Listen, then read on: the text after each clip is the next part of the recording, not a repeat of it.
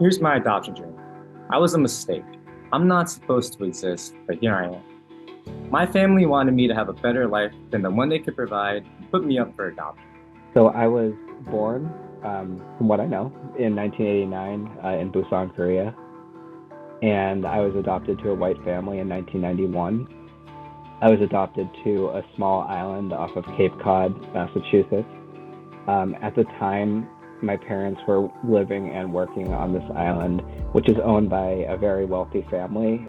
I was lucky to grow up with an inspiring adopted sister who showed me how to overcome any obstacle other than being an adopted Asian American. And the island, my parents were two of about 18 or so people who lived on this island throughout the year.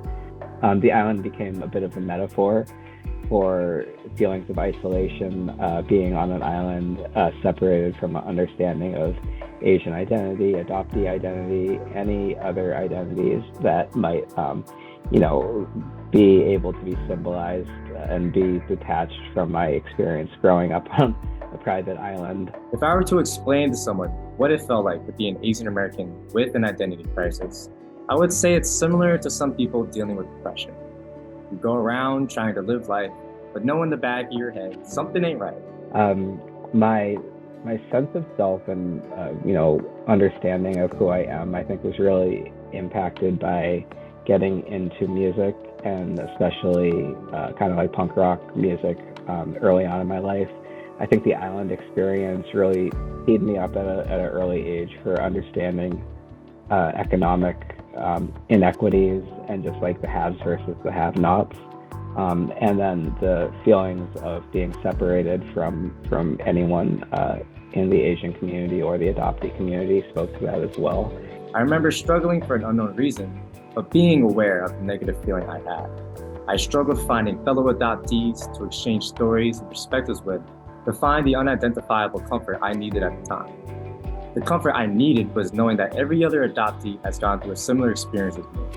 One thing about me is when I was adopted, I was given the name Seth by my adoptive parents. I'm named after a very distant relative in my family history, my adoptive family history that I never identified with. Once I found comfort in being an adoptee, the world opened up and I was able to appreciate its beauty outside the lens of an adoptee, and instead through the eyes of a secure young man. So about a year ago, I made the choice to reclaim my birth name in every area of my life. So I went through the process of a legal change and submitted all the required paperwork, paid the money to, get my name back. And now I have an updated driver's license, passport, social security card, etc., that has my birth name, Changwon, on it.